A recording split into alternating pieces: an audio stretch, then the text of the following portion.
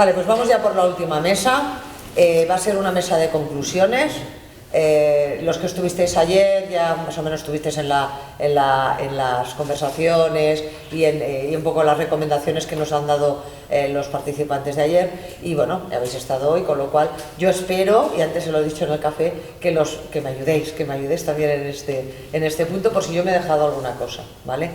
Vamos a hacer un poco como hemos hecho en el resto de las mesas, que es dejar a los participantes que se presenten, que expliquen su experiencia relacionada con el tema que nos ocupa, que es la ordenación y la integración de la ley de FP, la formación dual y sobre todo lo relacionado con las nuevas competencias y las nuevas necesidades del sector de la Administración, Seguros y Finanzas. Y luego, aparte de ahí, pues yo intentaré hacer un resumen, intentaré ser lo más breve posible, de las conclusiones de ayer, ¿vale? Incorporando las de hoy, ¿vale? Si me dejo alguna cosa, me lo recordáis, y a partir de aquí, pues la respuesta creo que son tres de los actores que nos van a dar, pues eso, un barniz a estas recomendaciones o a estas conclusiones que tenemos, ¿vale? Bueno, yo os dejo que os presentéis. A Conchín ya la conocéis, pero bueno, la dejo que se presente también. Formalmente Concepción de Diego.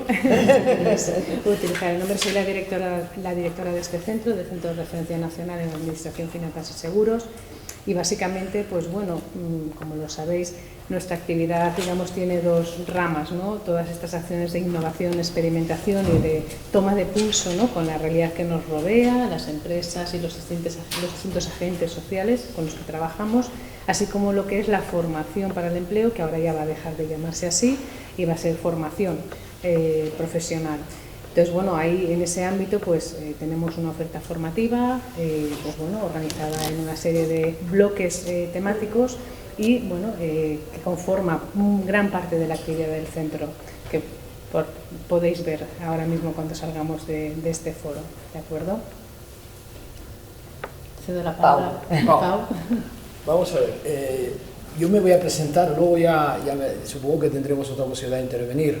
O sea, yo soy Pau Hortal. Soy, aquí dice, vicepresidente de la Fundación Ergon. Os tendría que explicar un poco qué es la Fundación Ergon, pero bueno, podéis acceder a ella a través de la web. Yo simplemente lo que os voy a contar, y después de una trayectoria profesional lamentablemente para mí dilatada, soy con toda seguridad el más senior de los que estáis en esta sala. Hace 4 años un grupo de conocidos, un grupo de personas a los cuales nos unía una única motivación, que era la preocupación por la gestión del mercado de trabajo en España. Como veis, una preocupación, digamos, fácil de resolver y fácil de aplicar.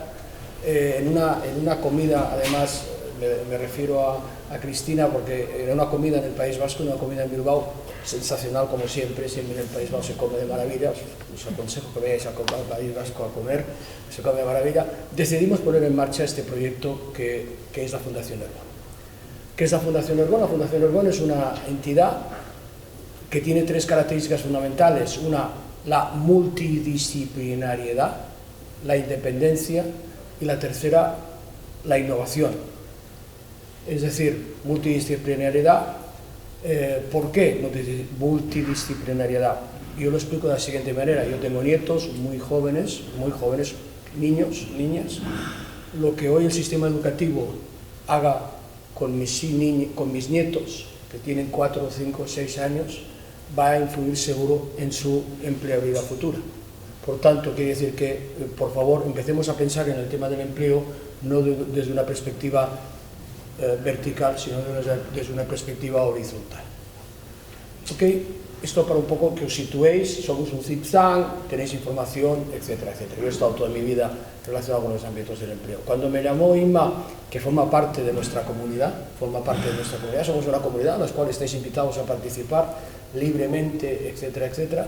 La segunda característica era la independencia y la tercera la innovación. No hace falta que os haga matices sobre estos 2 puntos. cuando Inma me llamó hace un mes y medio, me dijo: Pau, me gustaría que vinieras a cerrar, no sé, a una mesa de cierre, de debate sobre, no sé qué rollo me contó, de ley. Los certificados de estos de profesionalidad, etc. Bueno, rollo. Es decir, sé de qué estoy hablando y lo pensé, digo, oye, ¿yo qué coño hago aquí? La verdad es que he llegado pronto, he llegado hace una hora y he aprendido nuevo. Tengo que decir, he aprendido nuevo y he conocido un par de personas muy interesantes, además, con las cuales podremos hacer algún tipo. Por lo tanto, quiero decir que gracias por invitarme, Cristina. Perdona. Inma, y dicho esto, muy rápido, yo vengo aquí a provocaros y os voy a provocar con algunos de los mensajes que os voy a lanzar, porque entiendo que deberíamos de profundizar mucho más en la relación entre el sector educativo y el sector del empleo, la gestión del empleo.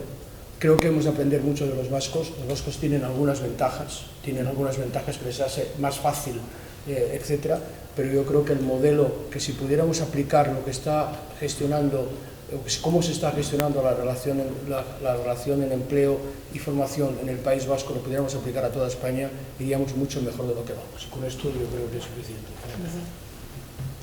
Buenos días a todos, yo me llamo Sandra Miso, vengo de COE, del área de Educación y Formación Profesional.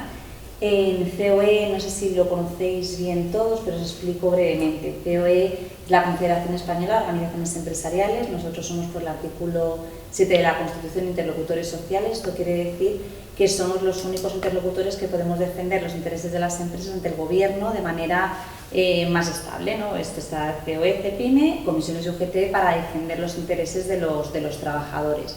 Nosotros, nuestra manera de representar los intereses de las empresas del tejido productivo español, pues es a través del diálogo social y a través de la participación institucional.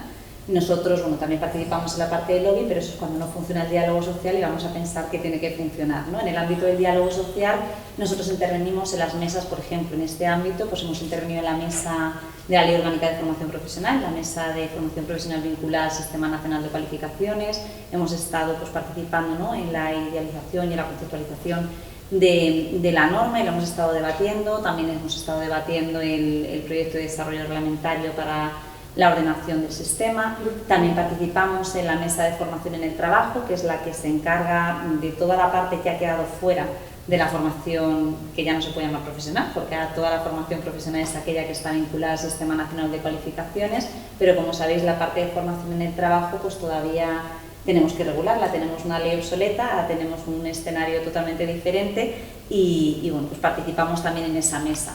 También estamos en el ámbito de educación, pero ahí no hay mesa de diálogo social, yo me imagino que porque nos tienen más alejados, ¿no?, a la parte empresarial de ese ámbito, y aunque nos hubiera gustado que hubiera existido una mesa de diálogo social también para la Ley Orgánica del Sistema Universitario, pues tampoco nos han llamado y en esa parte no la tenemos. Pero sí que es verdad que en la parte de participación institucional, que es donde se hace el seguimiento de todas las políticas educativas y formativas, como puede ser el Consejo Escolar del Estado, el Consejo General de Formación Profesional, el Consejo Rector de NECA, el Observatorio de Becas, bueno, pues toda esa parte de participación institucional es donde nosotros también aprovechamos para poder observar las normas más allá de lo que es el portal de transparencia, que sí que está abierto al resto de agentes sociales.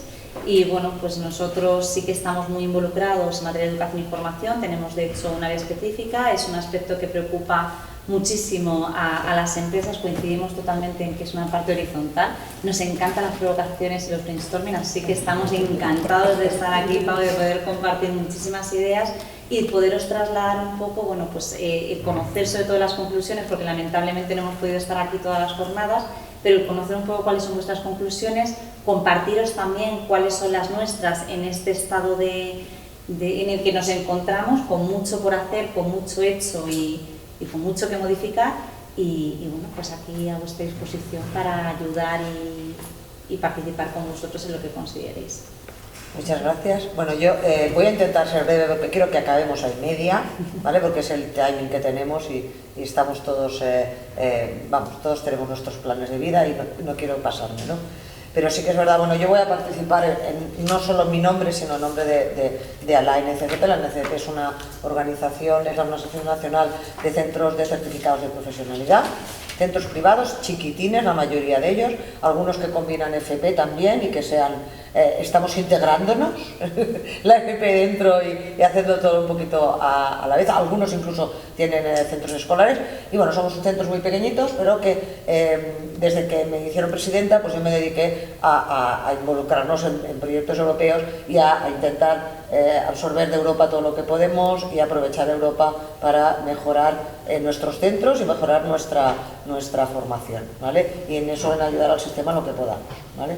Y ahí estamos en la lucha de entrar en la FP, pues exactamente como los públicos, o sea, con esa en este momento, con esa incomprensión un poco del sistema y con esa expectativa de estar incluidos dentro del sistema y ver cómo nos incluyen, ¿vale?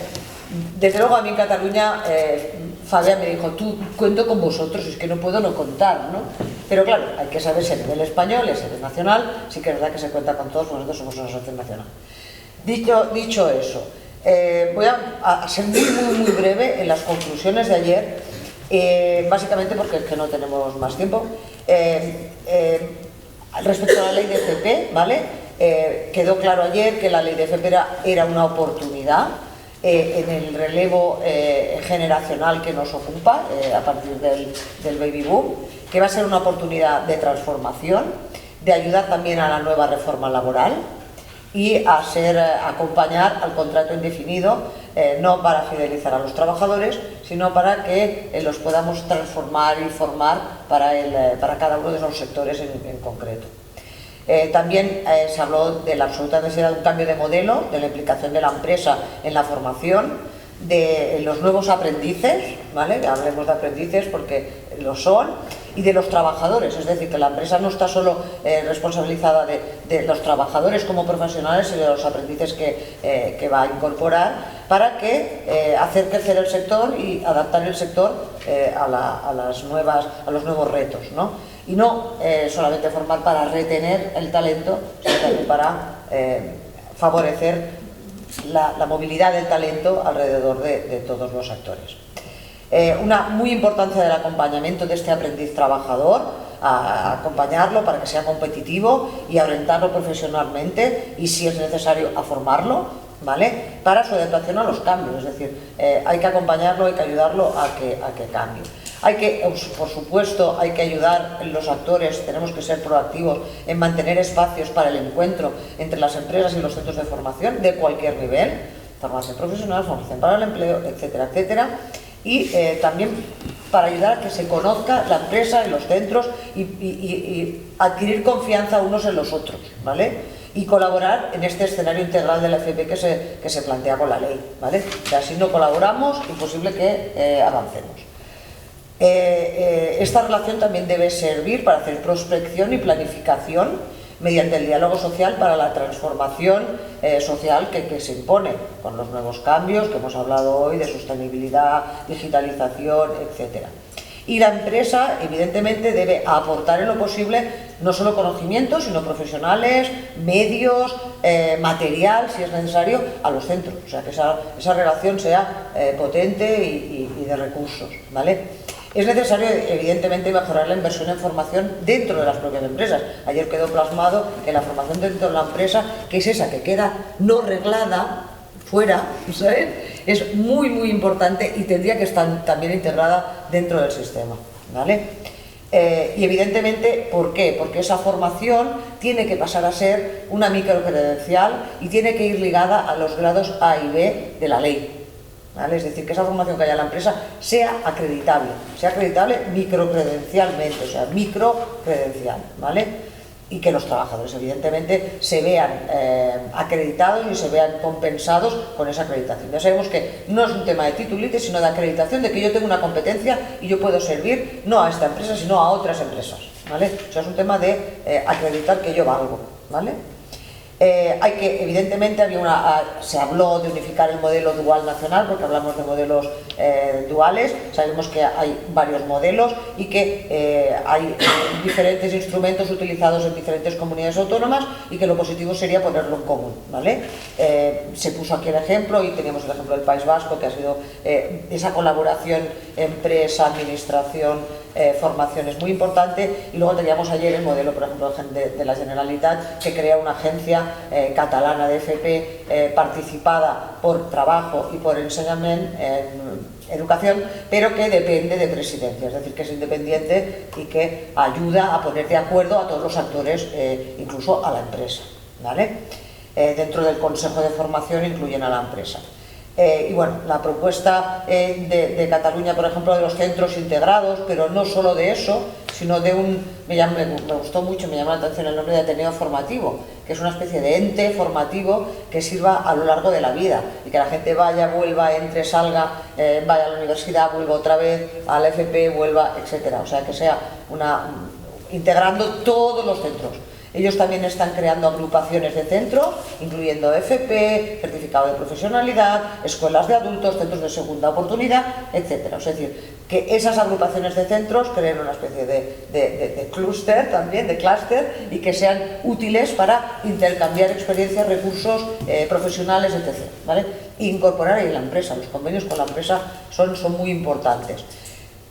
Hay que ampliar el alcance de esta integración que propone la ley y que sea real, ¿vale? En un sistema único, ¿vale? Entonces, ese sistema único tendría que incluir también la universidad, no puede quedar fuera, ¿vale? Entendemos que la universidad, ayer se habló, y la universidad tendría que también ser partícipe de todo esto, ¿vale? Y que, por supuesto, la administración colabore apoyando, aunque no sea económicamente, pero que apoye las iniciativas y que esté detrás. Que no quiere decir que los centros de administración no apoyen, porque aquí está un ejemplo, ¿vale? Además, muchas veces lo he comentado a Conchín, para mí el Centro de Referencia Nacional de Administración es un ejemplo bravísimo de esta colaboración, y ellos colaboran, estamos en proyectos europeos. Cuando yo le dije que venía, que invitaba a Gaia, me dice, pues yo los conozco, o sea, que hay una especie tienes unas redes muy buenas, y yo creo que al final es eso, los sistemas únicos con redes nacionales y europeas conexionadas, ¿vale? Otra cosa que era necesario flexibilizar la incorporación de los profesionales de la empresa como docentes, tutores, instructores en la formación, no solo en la FP, sino en toda la formación, y facilitar la acreditación de ellos. Aquí estuvo ayer un representante de los profesores y tenía esperanza todavía en que se pudiera acreditar la certificación, o sea, que lo que es el certificado profesional de docencia se transformara en otro tipo de acreditación, pero que no fuera necesario que la gente que está en activo y que participa y que colabora en la formación de empresa tenga que hacer un máster para cualificarse y formar en algo que hace cada día, ¿vale? Sino darle herramientas y en esa microformación, microcredenciales, pues eso, o sea, facilitar ese periodo de transición con formación sobre herramientas pedagógicas, que al final lo que necesitan. A veces son mejores comunicadores que los profesores originales, pero bueno. Y luego también facilitar, y esto lo habló ayer y hoy lo ha refrendado, lo habló ayer Pedro, de Andalucía, del Centro de Formación Profesional del IES de Hermanos Machado, y lo ha refrendado hoy él, de la idea de flexibilizar la incorporación, pero dando formación, dando metodologías para aprender, ¿vale? Para seguir aprendiendo, para ser flexibles. Y aquí yo añado no solo los alumnos, sino también los profesores, porque tenemos mucho profesor anclado en su posición y que necesita actualizarse. Entonces ellos hablaba, por ejemplo, Cayuela Alain, del Centro de Formación francés, de que sus profes van a la empresa a aprender y tienen unas estancias en las empresas para aprender y poder volver y formar a sus alumnos, ¿no?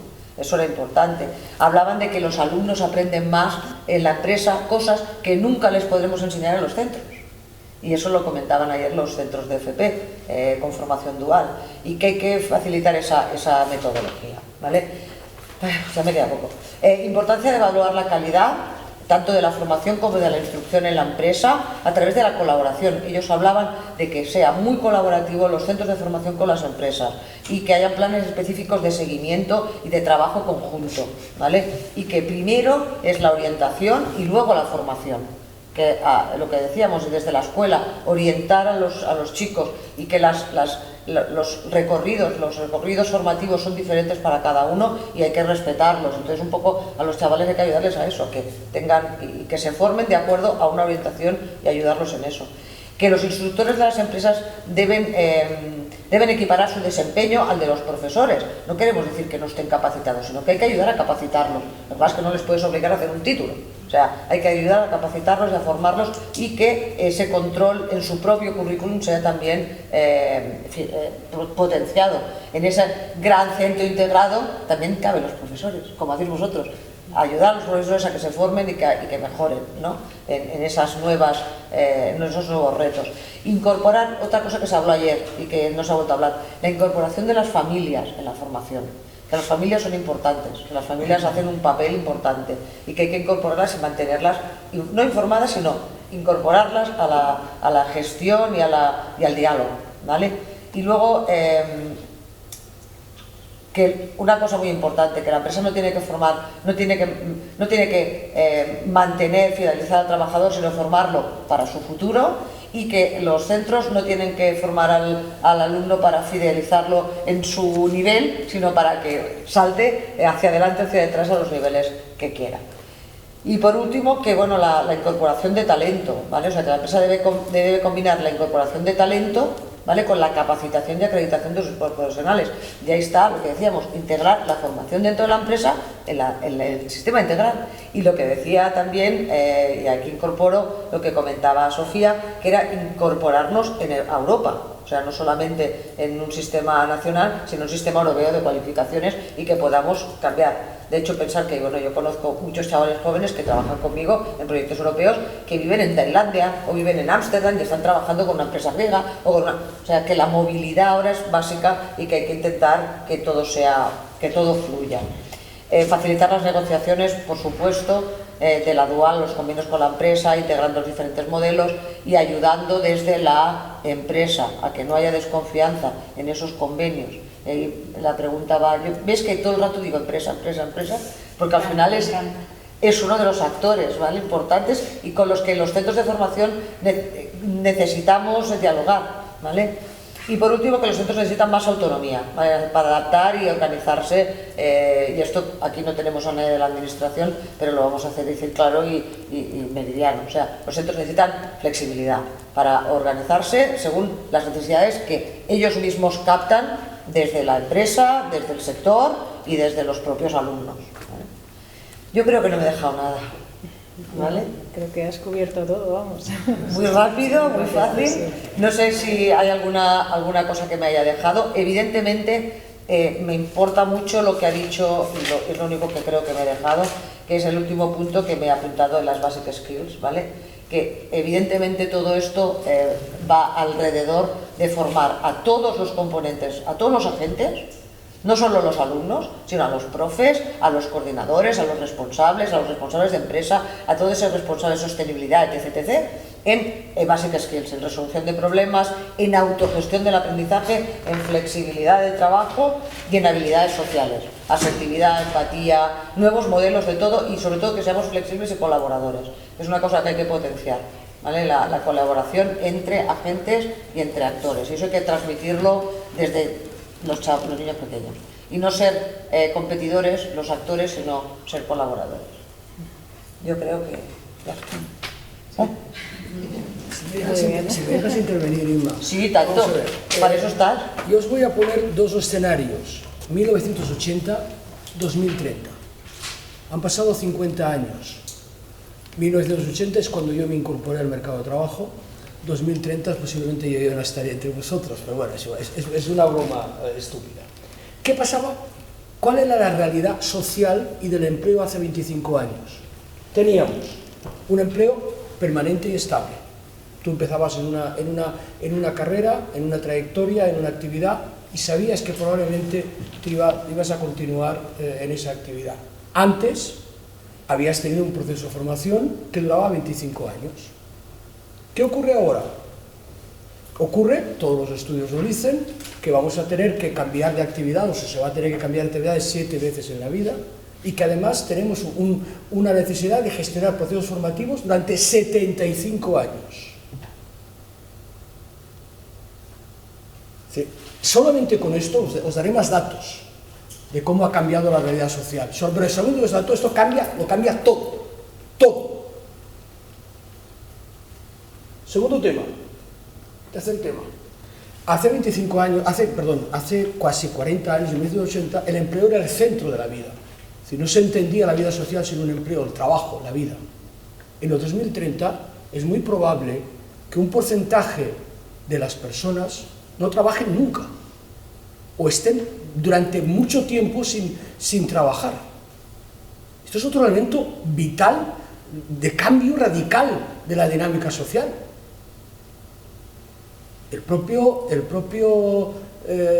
actual director del Servicio Público de Empleo, Gerardo Gutiérrez, que participó recientemente en una conversación, en un podcast que tenemos en nuestra web, reconocía que de los 3 millones de desempleados que hay en este país, probablemente vamos a tener que ocuparnos de 1,5 millones, porque el otro 1,5 millones no tienen el concepto de desempleados, o bien porque son personas simplemente que están en un proceso de cambio y por tanto van a poder acceder al mercado rápidamente, o son personas que no van a tener, o que vamos a tener muchísimas dificultades para ofrecer los skills necesarios para que puedan incorporarse al mercado de trabajo. Y de ahí la importancia de los salarios mínimos vitales, Os digo más cosas. ¿Sabéis qué es lo que no ha cambiado? Es el tejido económico. El tejido económico no ha cambiado, al contrario, el peso industrial de este país probablemente se ha reducido y somos más economía de servicios. Y esto significa economía de pymes. Y ahí el País Vasco, y perdona que me meta o que hable mucho del País Vasco, al cual yo admiro, que tengo grandes amigos en el País Vasco, etcétera, etcétera, nos lleva una ventaja, porque mantiene todavía un peso industrial muy importante y el peso de los servicios y el peso de la pyme es más pequeña, más reducido. ¿Vale? Y para terminar, creo que en la propia exposición de motivos de la ley de formación profesional, por cierto, no sé si os sabéis, pero la ley de formación profesional es la 3/2022 y la ley nueva de empleo es la 3/2023. No sé si os habéis dado cuenta de este dato. Bueno, afirma que en este país, que en el futuro vamos a tener que distribuir la formación en 3 niveles: la formación alta, formación baja, formación media. Y dice que el 63% de la población en 2030 deberá tener necesariamente una formación media, formación profesional, o una formación baja. Y tenemos que reducir el número de personas que tienen, formación superior a lo que luego el mercado es capaz de ofrecer. Entonces, yo os quería poner esa realidad para que en vuestras reflexiones penséis y reflexionéis sobre ello y cómo intentar adaptar algunas de las cuestiones que se dicen aquí o que se dicen en la propia ley, etcétera, etcétera, a esa realidad que no tiene absolutamente nada que ver con la que teníamos cuando yo me incorporé al mercado de trabajo en los años 80. Yo quiero hacer un apunte, para ser más disruptiva que tú todavía. Joder. Sí, yo en el País Vasco hice un curso por culpa de un gestor del País Vasco que me invitó, me dice, ven aquí, digo, pero si este señor es de Barcelona, dices, igual tú ven aquí a dar el curso. Y era un curso sobre gestión de incompetentes, que un día se presentaré a Gabriel Ginebra, que es un crack, ¿vale? Y es un señor que además trabaja en una escuela al colegio. Entonces yo me fui a hacer el curso de gestión de incompetentes y dije, bueno, ¿qué hago con...? Y entonces fui como empresaria. Digo, a ver, ¿qué hago yo con mis incompetentes? Dice, déjalos en paz. Dice, no vas a conseguir nada. Dedícate a los competentes. Entonces, cuando tú has dicho eso de que hay gente, desempleados, que nunca van a poder trabajar, digo, ostras, estamos dedicando miles de euros de recursos a esta gente para hacerlos trabajar que nunca van a querer trabajar. Mejor dedicamos esos recursos a la gente que sí que va a poder trabajar. Es una reflexión, ¿eh? Ya sé que es muy drástico. Pero, a ver, vamos a ver. El gestión de incompetencias te dice, a ver, tú tienes una trayectoria para intentar ayudar a los incompetentes a que sean competentes. Hasta un punto en que la empresa dice, basta, ya no invierto más. Yo no he dicho exactamente lo que ha dicho. Perdona, simplemente un matiz. Yo no he dicho exactamente lo que ha dicho Inma. Yo lo que he dicho es que tenemos que ser mucho más eficientes en la gestión de los recursos. Es decir, y que el propio, insisto, y esto está grabado y lo podéis acceder a ello en nuestra web. No, yo no digo que no les dedique recursos, otro tipo de recursos, pero no para el empleo. ¿Me explico? ¿Vale? Ahora Otros está- recursos. ahora está No digo que no mejor. que los dejes ahí tirados, no. Pero recursos para el empleo, para compensar los competentes, no. Y Diga. fíjate, un poco con las reflexiones que tú has planteado y centrándonos en lo que es la nueva ley de la FP, yo creo que nos traslada todo el aprendizaje que se ha hecho en Europa, en el que hay un modelo que podemos seguir, nos hace ver que efectivamente nosotros tenemos un modelo educativo que no se ajusta al mercado laboral, es decir, tenemos demasiados universitarios y muy poca FP. Entonces, eso es uno de los objetivos de esta ley de la FP, promoverlo para que esa tendencia cambie, que además resulta mucho más exitosa para el tejido productivo del país. Y luego, al mismo tiempo, también pone sobre la mesa toda la responsabilidad que tenemos como institución para la sensibilización y la concienciación. Yo no puedo aceptar que haya gente que no vaya a trabajar en su vida o que se le llame incompetente. No, yo creo que todo el mundo es capaz de desarrollar un trabajo.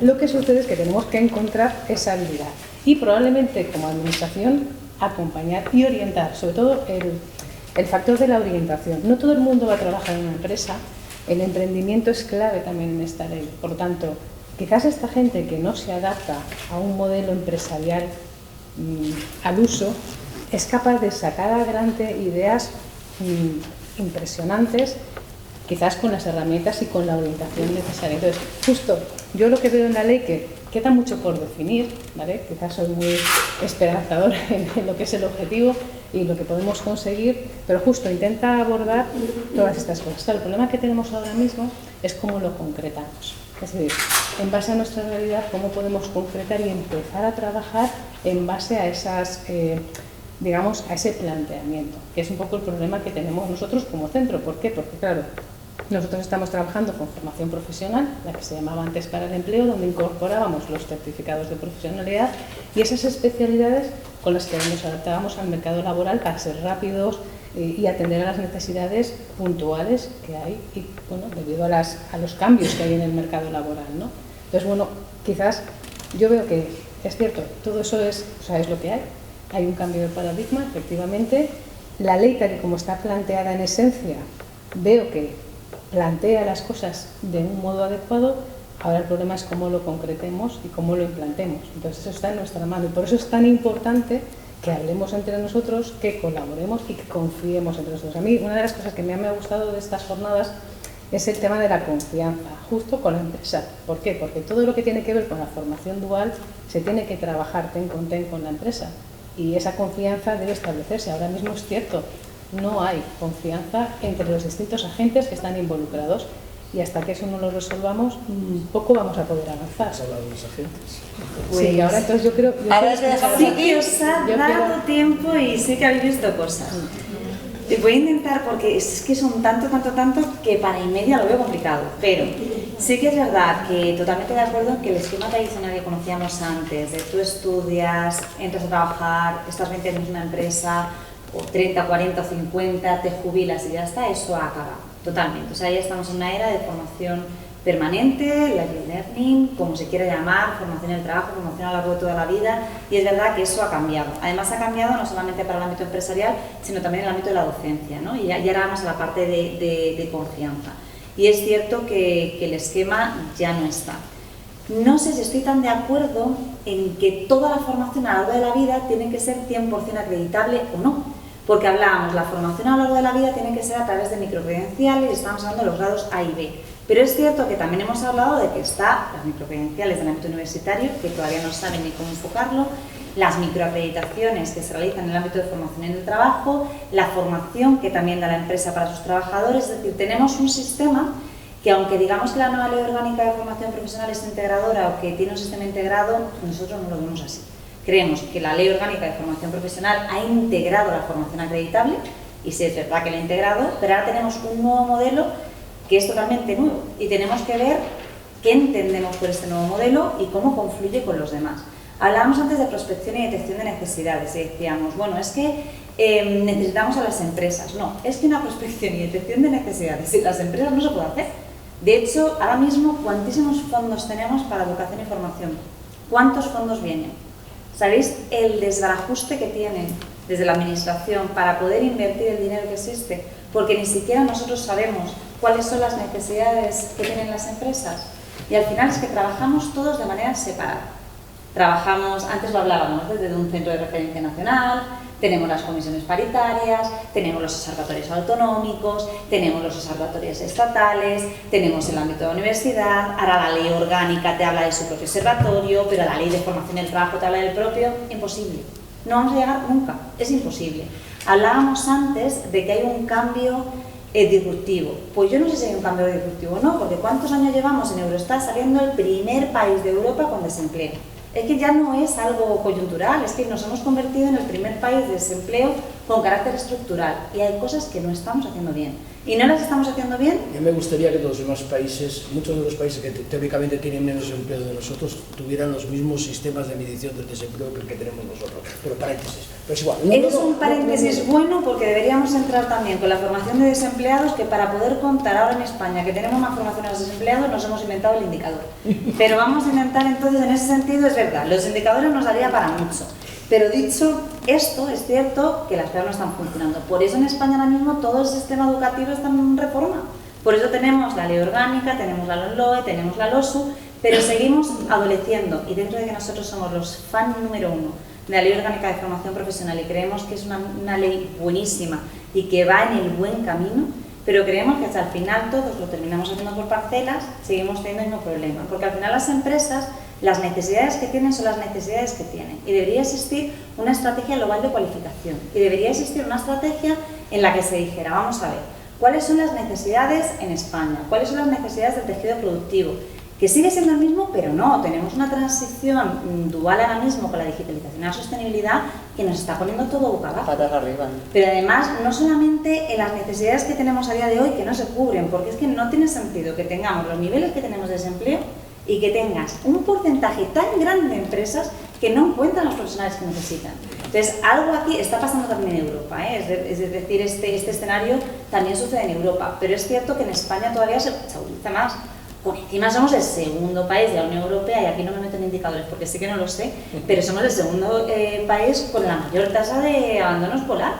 Entonces, algo no hemos estado sabiendo hacer hasta ahora. También me atrevo a decir que mientras que sigamos vinculando la educación y la formación a las ideologías políticas, me da igual cuál sea, ahí también vamos mal. Porque yo os digo que en el Consejo Escolar del Estado yo me tiré una reunión intentando explicar que el emprendimiento no era un término mercantil. No pueden imaginar, es que el emprendimiento, pero existe emprendimiento en la propia empresa, existe emprendimiento personal, existe emprendimiento que tú puedes ser autónomo, mientras que sigamos teniendo los estigmas, y aquí viene también un poco la parte de la confianza, totalmente de acuerdo, también nos va a resultar un poco complicado. Pero yendo a esto y yendo a que desde luego yo tampoco estoy muy de acuerdo en que tengamos que tener a tanta gente con desempleo y que tenemos que encontrar la orientación, va a ser el pilar, pero una orientación que no solamente se base en la parte pedagógica, sino una orientación que tenga en cuenta cuál es la realidad psicológica y social. Exactamente, y cuál es la realidad. Me acuerdo también en otra reunión que me decían, bueno, entonces ¿tú qué harías? ¿Tú qué harías? Si no quieren estudiantes estudiar el grado de filología hebrea, ¿qué hacemos? ¿No lo cargamos? Claro. Pues a lo mejor, porque claro. Si al final lo que tenemos es manteniendo el grado de filología hebrea porque no queremos echar al profesor que da filología hebrea, pues a lo mejor tenemos un problema, ¿no? Entonces, en ese sentido sí que es cierto que tendremos que ver. ¿Y qué le vas a hacer? Porque luego también nos decía, con muy buen criterio, Clara Sanz, nos dice, a ver, es que a mí me decís que cree ofertas de plazas en institutos y yo creo esta oferta porque me estáis diciendo que necesitamos no sé cuántos mecatrónicos y aquí no viene ni un solo alumno. Después que a lo mejor también las empresas tienen que hacer su labor y tendrán que hacer y ver cuál es la atracción de talento al sector. Hablábamos antes de fidelización. Estoy de acuerdo, ahí esa parte también la tengo ahí un poco resbalosa, voy a decir.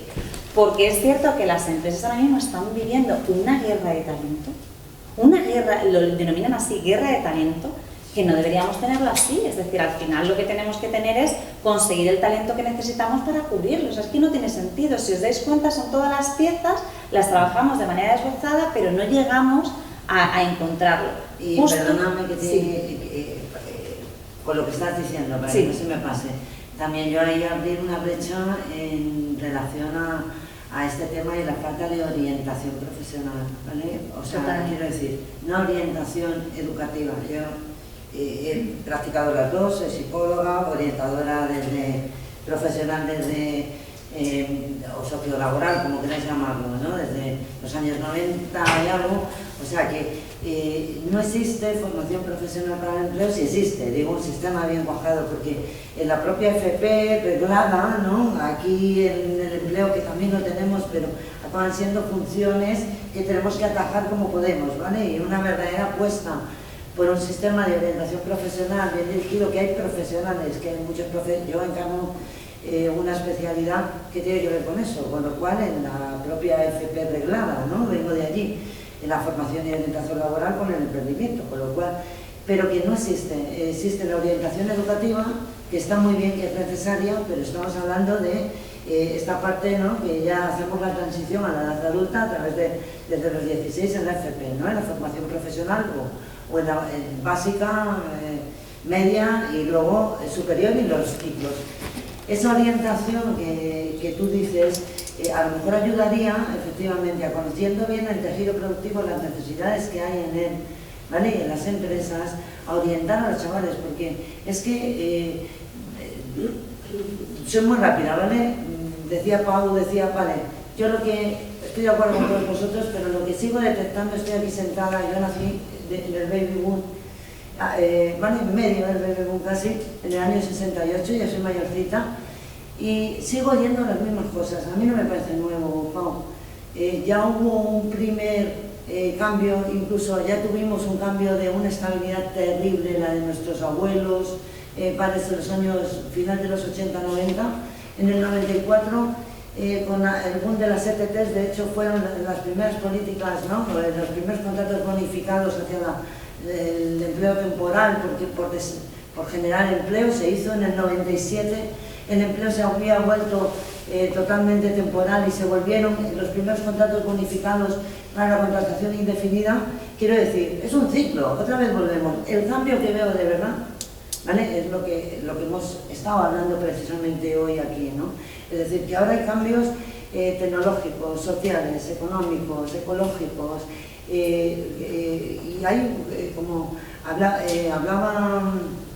Fernando, perdón, que me acordaba de tu apellido, perdona Fernando, hablaba Fernando al principio, hay una sinergia de fuerzas que nos lleva a todos, desde distintos campos, social, educativo, las empresas, la administración, bien, a ello, ¿no? Porque las empresas se están dando cuenta que efectivamente ese cambio es necesario y que intervienen las finanzas. Sí, lo que pasa es que ahí me atrevo a decirte dos cosas. La primera, que es verdad, totalmente de acuerdo, que la orientación no solamente puede ser pedagógica y tiene que ser profesional, y que además yo con esto me estoy refiriendo a que el alumno tiene derecho a conocer qué es lo que está pasando para poder decidir. Es decir, que si el alumno quiere seguir estudiando hebreo, puede estudiar hebreo, pero por lo menos sabiendo cuáles son las salidas que le va a acompañar, y que tenemos que encontrar manera de hacerlo todo mucho más integrado, porque al final la ley orgánica... No me como tu tiempo, pero por cerrar, y ya lo estás haciendo tú, ¿vale? La divagación que tenía.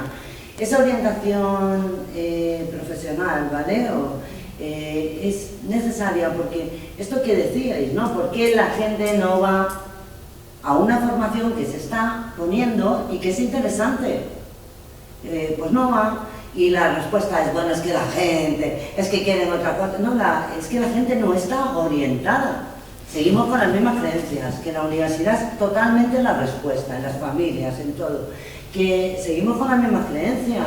Entonces, quiero decir, ahora que la FP se empieza ya estuvo valorada, ¿no? Pero empieza a verse que necesitamos otra vez lo mismo que ya vemos desde hace mucho tiempo, que el tejido productivo español, las empresas necesitan profesionales de grado medio y superior, profesionales técnicos, no tanto... Y eso también lo tienen que entender ellos, porque en muchos casos, por ejemplo, también siguen empresas que no se dan cuenta que a lo mejor piden una serie de perfiles cuando las funciones las pueden realizar. Hay tres cosas que me han sorprendido hoy. Uno, que no habéis hablado, pero no habéis hablado para nada de la administración pública. Sí, es que antes de llegar... A mí es que no me habéis dejado ni terminar. Yo cuando acababa... Sí, porque no dejamos. Yo la garantiría si me dejáis solamente el último y ya me callo, de verdad. Luego también hay otra cuestión desde el punto de vista de las empresas, que hablamos de soft skills, de basic skills. Nosotros no nos gusta nada, porque es que ¿por qué hard skills son las otras y estas son soft? Cuando en realidad son muy, muy importantes. Dile transversales, ahora le llamamos transversales. Pues Sí, vale, transversales, me gusta, pero también, por ejemplo, teníamos un problema en plena negociación de un sello que va a existir de empleabilidad en el ámbito universitario. Hablábamos de la empleabilidad y el emprendimiento dentro del ámbito universitario, que está mucho más alejado todavía que el ámbito de la formación profesional, a años luz, para poderse acercar a la empresa. Y entonces, en este sello decíamos, bueno, es que nosotros nos encontramos con que cuando llegan personas a la empresa les falta una serie de competencias que son, bueno, eso nos lo decían también desde la administración. Te llega una persona a cantarte un tema y te llega una persona a un concurso de oposición y es que no te sabe contar, es que te da miedo. No voy a hacer el chiste, ¿no? Pero decían, jope, es una persona que la manera que tiene de hablarte parece agresivo, no te está sabiendo cantar el tema, no sabe gestionar, ¿cómo lo podemos hacer? Entonces en la universidad decían, bueno, ¿y qué pasa? ¿Que somos nosotros los responsables? ¿Dónde empieza la obligación? ¿Empieza en el colegio? ¿Empieza en la universidad? ¿Empieza después en la empresa? Entonces, cuando nosotros tengamos todos la confianza para que esto sea en todas las fases y todos tengamos, es decir, esto tienes que traer todo aprendido de casa, no, es que tiene que ser transversal, pero no solamente transversal a todas las asignaturas, sino transversal a todos los niveles, verticalmente en todo, en familia, en empresa, o sea, es algo que tenemos que estar con un martillo pilón. Y luego hablabais también, y ya de verdad que me callo, del tema de la confianza, de que hay un problema que tenemos las empresas muy importante, y hay varios. Lo primero, no es que nos metamos a colaborar, sino que somos corresponsables. En este modelo nos metemos de manera corresponsable. Cuando hablábamos ahora, por ejemplo, de las herramientas que se tenía que dar al tutor dentro de la empresa, nosotros también hablábamos de docentes. Y yo he estado muchas jornadas teniendo que tener un cuidado exquisito, porque me quedan claros que si tú vienes aquí a decir que los profesores no están preparados para dar las asignaturas, no, ni muchísimo menos. No es que los profesores que llevan dando las asignaturas no sé cuántos años no estén preparados, sino que todos tenemos que tener esta idea de formación permanente y que tenemos que hacerlo 100% las estancias en la empresa y 100% lo que dice la Ley Orgánica de Formación Profesional, que es un avance en muchísimos aspectos, pero va a haber que llevarlo a cabo. Y para nosotros uno de los grandes errores que existe y que también va vinculado al término aprendiz es la laboralización que se está pretendiendo hacer del alumno que tiene formación en alternancia. Más que ahora mismo estamos con el marco, ahora mismo están en la orden, laboralización. O sea, que las prácticas sean laborales, y no de aprendizaje. Es que ni siquiera las prácticas, o sea, nosotros tenemos la formación en alternancia, que es cuando tú te estás sacando la formación. Luego tienes la formación en prácticas, que es cuando tú ya has titulado. Y entonces la participación en la empresa es muy diferente si tú estás en formación o si tú estás en prácticas, y luego se tiende a diferenciar también formación teórica y práctica. No, los centros dais formación teórica y práctica y la empresa ahora da teórica y práctica también.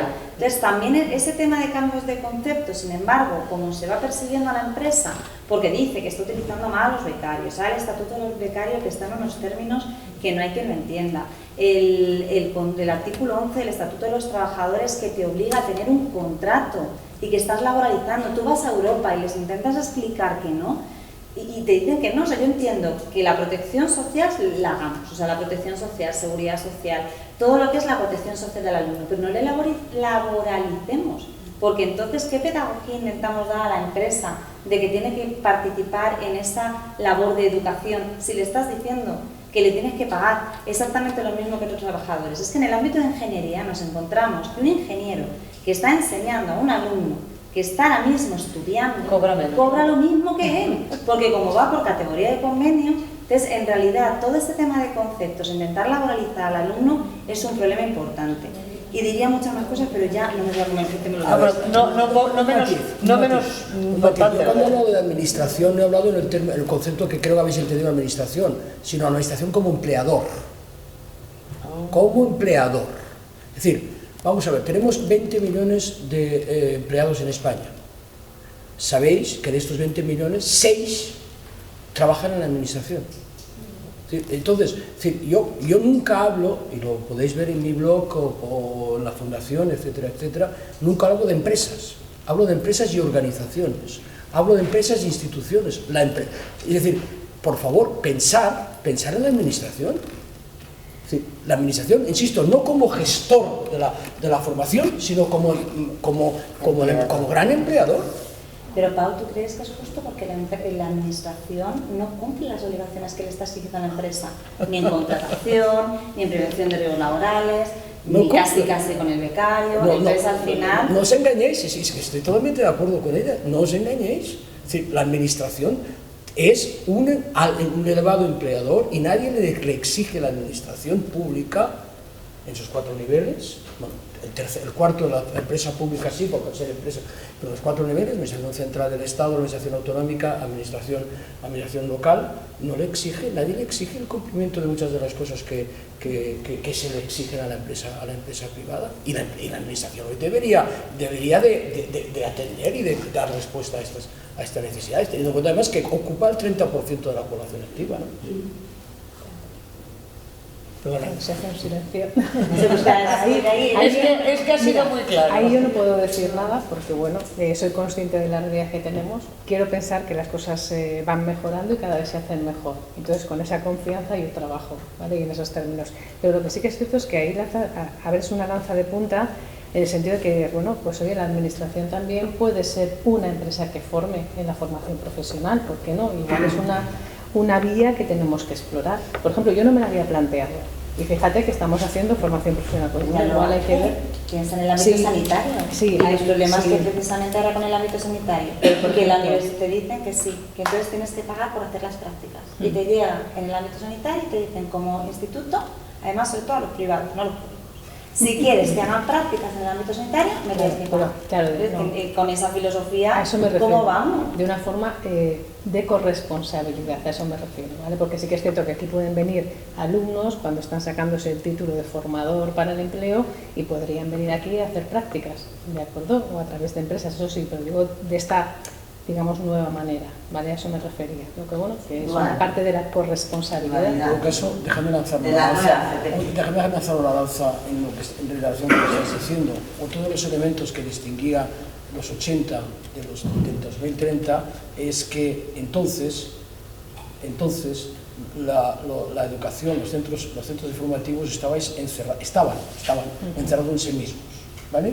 Sí, era imposible. Hoy todavía queda algún núcleo que sigue muy encerrado en sí mismo, y creo que todos entendéis por dónde voy, pero sin embargo hay entornos educativos y esto es un ejemplo de que estáis perfectamente abiertos y perfectamente interrelacionados con lo que es las necesidades del mercado, etcétera, etcétera.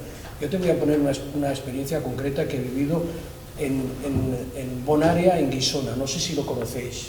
Bonaria en Guissona es la cárnica española más importante en facturación. Tiene más de 5.000 empleados en una población en la Segarra, en una comarca de la Segarra, en Lérida. Hay una entidad que, digamos, tiene una cantidad, creo que tiene incluso centros en Madrid, que algunos conocéis, etcétera, está en el País Vasco, está todo en el arco mediterráneo, etcétera, etcétera. Y ellos hace 25 años crearon, junto con el instituto el centro de formación de Guissona, crearon toda una serie de entidades, de elementos que han sido referencia, etcétera, etcétera. Con eso, que os quiero decir, es lo último, y prometo que me voy a callar, es lo siguiente. Las normas están ahí.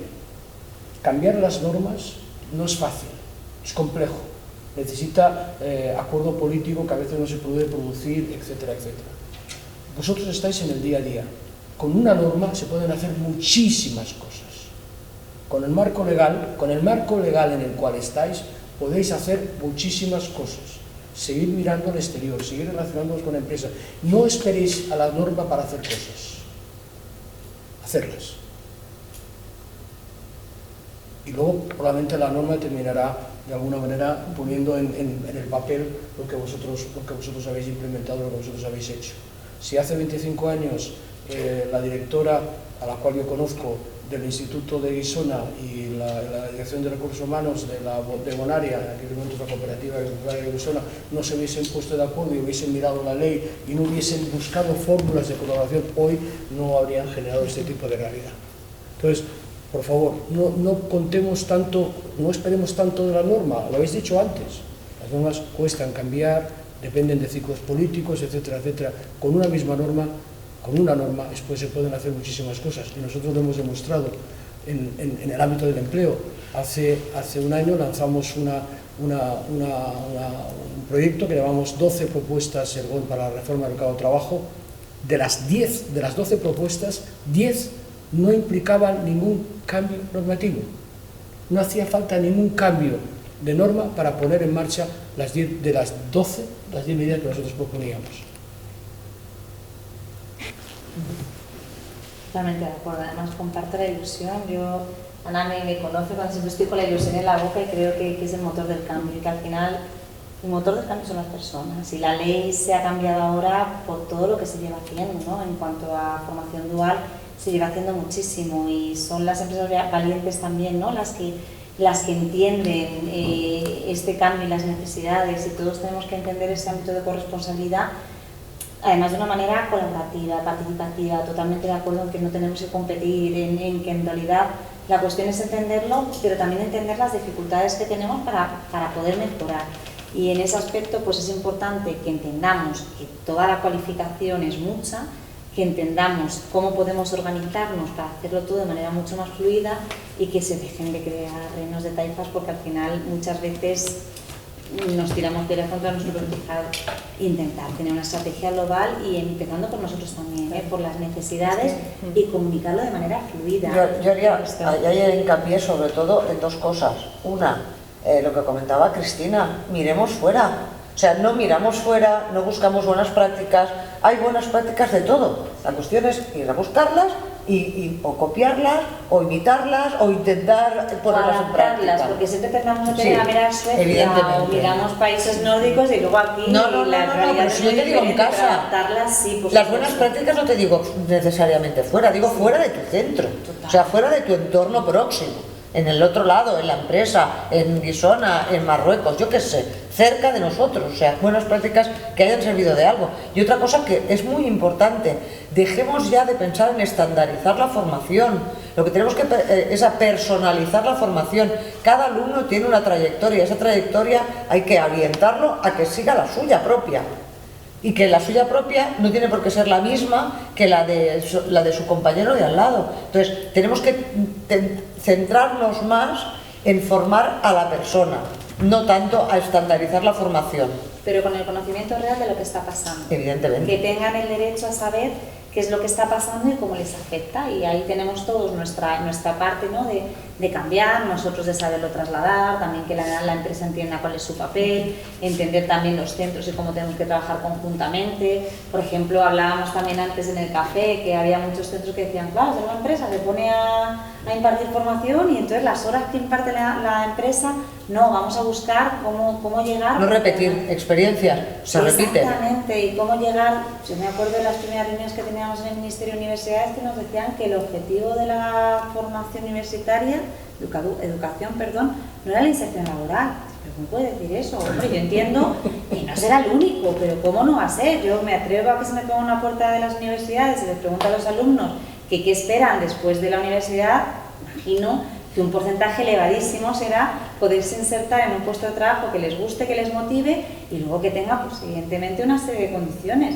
Pero desde luego que se quieren insertar, yo pienso que además el trabajo es una manera y otro de los cambios que ha planteado él, que no sirviera para la inserción, dicen lo mismo sirve para el cuadro. Bueno, pero a ver, escucha una cosa.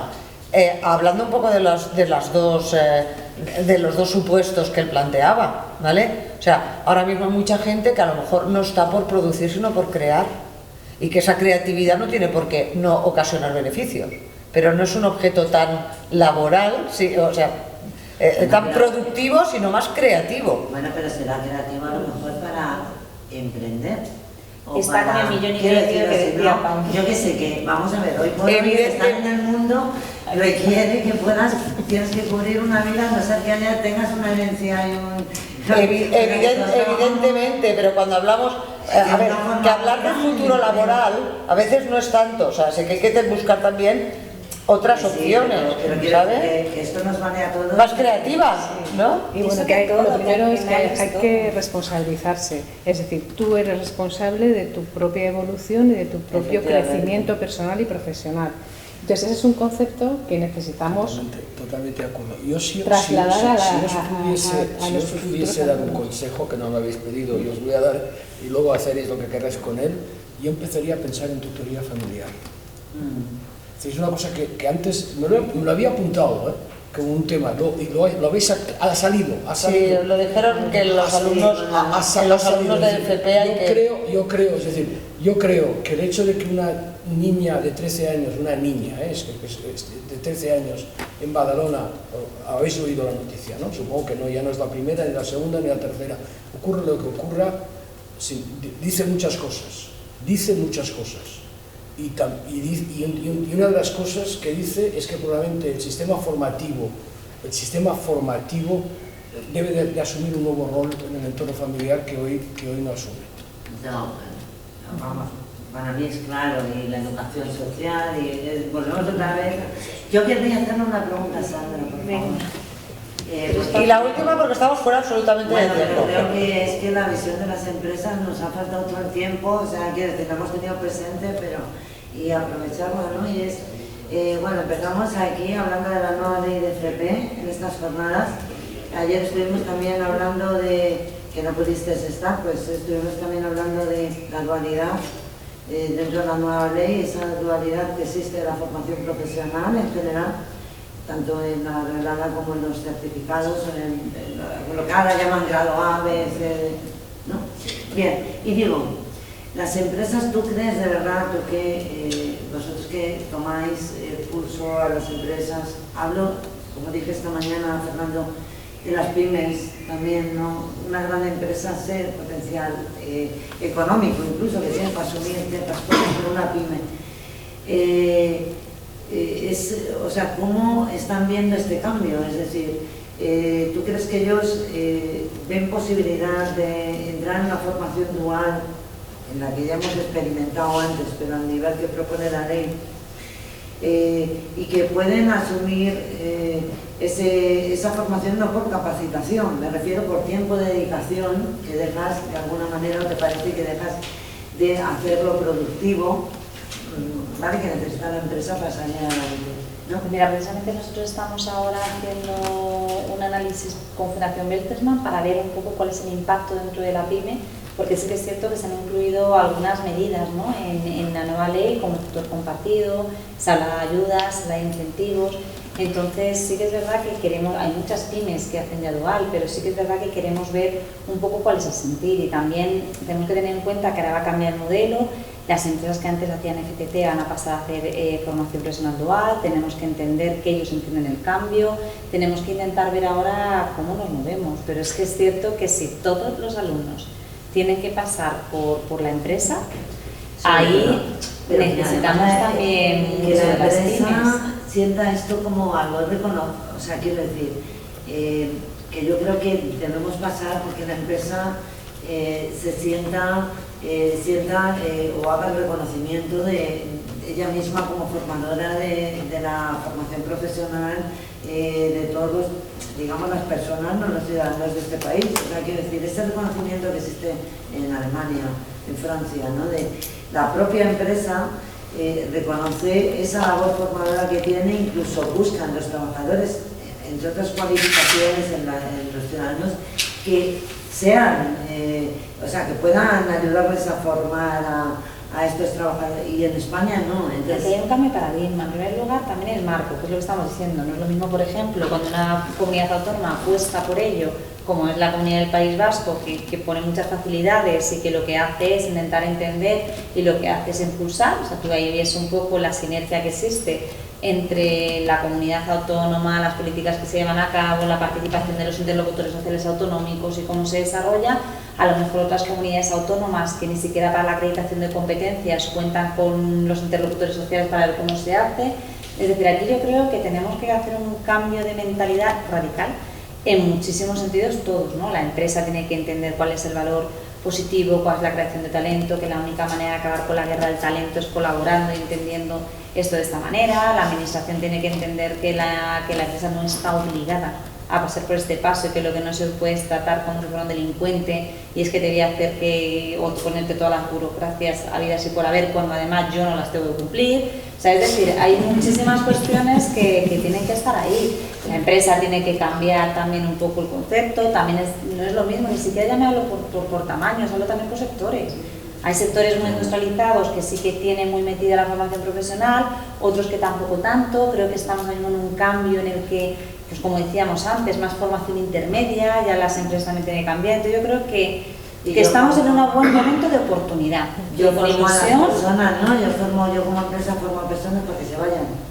¿No? Esa, No, es que hay empresas que lo que están haciendo es intentar crear, por ejemplo, captación y fidelización en ese sentido. Yo hago una apuesta por esta persona y entonces yo cojo y tengo que tenerlo también vinculado de esta manera. Y sin embargo hablábamos de que hay que contribuir a esa formación del talento de una forma más libre, ¿no? Pensando que te van a llegar trabajadores más cualificados y que tú también los cedes para que sigan su itinerario profesional y en este caso también puedan ir subiendo de categorías y deseos y ámbitos. Si todos fuéramos más abiertos y entendiéramos las buenas prácticas, entendiéramos todo, nos pusiéramos en lugar del otro, intentáramos entender, pues, por ejemplo, antes hablamos de autonomía de centros y decía, sí, pero ojo, la autonomía de centros, ahora cómo cuadra, ¿no?, con las necesidades de empresa. Entonces, al final, depende tanto, y además aquí estamos con prueba y error, vamos a probar y lo que no funcione vamos a tener la capacidad de adaptarlo. Vamos a ver, a la gran empresa le puedes ir con norma, le puedes ir con obligación, le puedes ir porque probablemente quien toma la decisión es un ejecutivo, un director de recursos humanos, gran empresa o incluso el sector público. Es decir, por favor, no os olvidéis del sector público. El sector público es un gran empleador y hay muchas cosas que podemos y debemos hacer con el sector público en este país. A la pequeña empresa tienes que ir con confianza. Si tú vas a un pequeño empresario, yo he sido pequeño empresario, y le vas con obligaciones, con norma, el pequeño empresario hará lo que sea para escurrirse del cumplimiento de obligaciones legales. Tienes que ir con confianza. Oye, yo te aporto valor, tú me aportas valor, vamos a hacer eso, vamos a probar. Y esto es posible hacerlo simplemente con olvidaros de la norma. La norma dirá lo que tenga que decir y generará los problemas. Olvidaros de la norma. Ya sé que no debería decir eso. A ver, decir que se escurren, yo eso sí que no lo voy a decir, o sea, no se escurren. Ellos hay que ver cuando no cumples por obligación o por imposibilidad, es decir, a lo mejor una pyme no cumple porque le cuesta. Tú tienes aquí un rol representativo que cumples muy bien, ¿no? Pero la realidad es esta, la realidad es esta, es decir, no se escurre, pero el empresario si no ve, el pequeño empresario, la pequeña empresa, si no ve que tú le aportas valor y que generas una capacidad de confianza con él, no va a ser lo receptivo. La pequeña empresa se cansa. Yo te explico, o sea, yo estoy haciendo de consultoría para el tema de los planes de igualdad y cuando la gente tiene ya por fin su plan de igualdad firmado con los sindicatos, que cuesta un montón, entonces resulta que la administración pública que registra ese plan no se entera de nada, dice, ¿qué instrumento has utilizado? El del Ministerio de Igualdad, ¿tú no lo conoces? Generalitat de Valencia, por Dios. O sea, entonces, claro, el empresario se cansa. Y ahora resulta que dice que tengo un plan de igualdad de género, tengo que hacer un plan de igualdad LGTBI. ¿Pero qué me estás contando? Tengo que duplicar mi plan. Claro, el empresario se cansa. Y tú dile, no, tienes un año. Cuando vuelvas a actualizar tu plan de igualdad, mete una cláusula donde incluyas a la gente LGTBI. Pero no me toques las narices, que tengo que hacer otro plan nuevo y tengo que hacerlo dentro del año de la aprobación de la ley. Diferente al plan y pactarlo otra vez con los sindicatos, que eso ha sido un año de trabajo. El empresario se cansa y se cansará si la formación que le pedimos que nos haga, esa instrucción, se le carga de documentación, que es lo que va a pasar. Porque tendrán tiempo de instruir, pero no de rellenar miles de cuestionarios y miles de formularios o sea, el problema es ese, el problema es que esa confianza se quiere resolver con un control que al final no está dentro de lo que sería un control de planes de calidad reales, porque lo que queremos son resultados, indicadores de resultados, y cuánta gente de esa que ha formado luego se ha empleado, y cuánta gente ha aprobado, y cuánta gente, cosas que tiene que hacer el sistema educativo, que eso lo tiene que hacer, no la empresa. ¿Me explico? Entonces, la cuestión es esa, o sea, el problema y el gran problema, que yo voy un poco de la mano de Pau, es que hagamos las cosas, intentemos hacerlas y a veces pues si tienes que escabullir un poco, pues te escabulles. También lo digo así. Sí, yo creo que ya, o sea, yo lo que veo, ya por cerrar. Sí, te lo agradezco. Claro, es un poco como conclusión que, bueno, lo que es la concreción de la ley, tiene un largo camino y un largo recorrido por delante, y lo que implica es pues, que tenemos todavía más que estrechar lazos y abrir comunicación y vías de comunicación con todos los agentes que están involucrados, además a todos los niveles. Es cierto que ahora estamos abordando la ley de la FP, pero que muchos de los puntos clave de la ley se empiezan a trabajar desde que el niño es pequeño, la niña es pequeña, o sea, desde los primeros niveles de educación, ¿de acuerdo? Es cierto que nos tenemos que centrar en la ley de la FP porque es la que nos afecta, pero hay una transversalidad, pero también una verticalidad en toda regla, en lo que es la aplicación. Pero bueno, yo creo que lo que tenemos es que darnos margen para la prueba y el error. O sea, vamos a hacer muchas cosas sin tener el respaldo probablemente de la normativa o de la concreción, porque nos come el tiempo, porque lo vamos a hacer, y si nos equivocamos, pues bueno, aprendemos y seguimos adelante. Pero un poco, yo creo que es el planteamiento que debemos tener ahora mismo, porque es cierto que todavía quedan tantos puntos abiertos, vamos a tener que enfrentarnos pues el año que viene a ponernos en marcha con la formación, pues habrá muchas interrogantes. Yo felicito porque yo no conocía toda esta historia, y ojalá en empleo existiera lo que es decir, vosotros os quejáis de que no miráis al resto, pero es que en empleo y en orientación en el empleo no hay nada. Fijaros cómo me está dando la razón. No hay absolutamente nada parecido a lo que vosotros tenéis en empleo. Os felicito. No, es que la ley desde luego es un punto de partida excelente, y la ley ha sido fruto de un estudio de muchos años, de trabajar precisamente viendo lo que se estaba haciendo, lo que funcionaba, lo que no, y la ley yo creo que es un punto de partida además porque es una ley que ha sido muy consensuada. Es innovadora en Europa, que lo sepáis, que en Europa es innovadora absolutamente, ¿eh? Totalmente. Lo que pasa es que nos falta pues esa capita, ¿no? de coordinarnos un poquito más y de entender que hay cosas que... Esa capita. Poco a poco. Vamos poco a poco, que siempre hay que pasar. No, es real, la capita la tenemos que generar entre todos. Y no da desconfianza, y que si decimos que la empresa tiene que hacer más cosas, sí, que si decimos que el docente tiene que estar más actualizado con la empresa, que no es una crítica, que es una construcción, porque también la empresa, que si la empresa tiene que ser más consciente de lo que aporta la dualidad, pues sí, es decir, intentar todos, que todos podemos aportar algo seguro. Pues nada, yo por concluir ya, y sé que se está grabando, entonces invito a todos los actores a que busquen puntos de encuentro, a que realicen actos como este, que junten a los actores de desde diferentes ámbitos, no solo en la Administración de Seguros y Finanzas, sino en el resto, que también lo necesitan, y que todos los resultados sean como este, de conocimiento y de intercambio de experiencias.